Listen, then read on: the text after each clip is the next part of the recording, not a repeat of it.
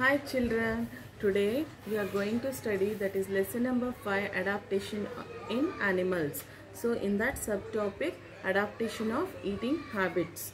So based on their eating habits, the animals are classified into herbivores, carnivores and omnivores. Herbivores means the plant eating animals. Carnivores means the flesh eating animals. Omnivores means plants as well as the flesh eating animals are called as omnivores. So which are the herbivorous animals? Let us see. Okay, so herbivorous animals are zebra, giraffe, deer, cows and goats. Okay, these have the sharp teeth, the front teeth, that is to cut the grass, and broad backside teeth to grind. Okay, so they also have hard hooves under their feet, means the hooves will be there, okay, under their feet to walk on uneven. Here hooves means this part, okay. They can walk in uneven surfaces also in search of food. They are going to move here and there. Okay, next is carnivores.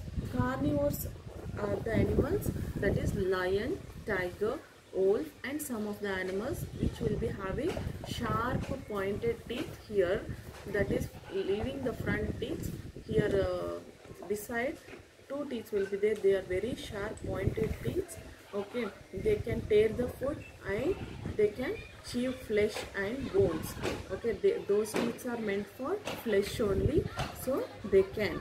Okay, they used to gnaw their food. So gnawing, who will gnaw the food? No, for those animals we are going to call it as rodents. R-O-D-E-N-T-S, rodents. Okay, next is omnivores. Omnivores are the animals which can eat both plants as well as flesh of the animals. Okay, so here some of the examples are humans only. Humans, they can eat plants as well as flesh. Okay, next sparrows, duck, eagle. Okay, next mosquitoes, they can suck the human blood with the needle like tube.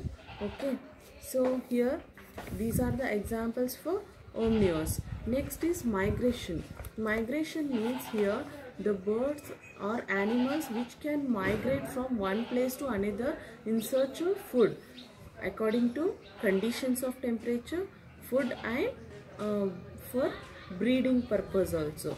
They can move in search of these conditions. Okay, so they travel long distances every year to escape from the cold weather to give birth to their young ones in search of food. That we call it as migrations. Okay, in the Arctic turn, that is when they will migrate from in winter from Arctic to Antarctic, where it is summer at that time.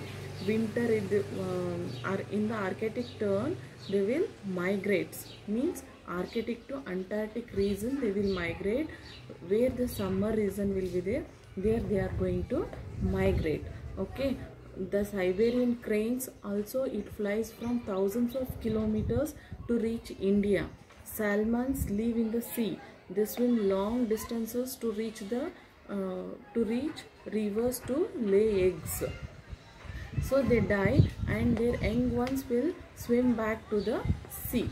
Okay, these salmons, they will swim and they will give birth to their young ones and they will die there only. Their young ones will swim back to the sea.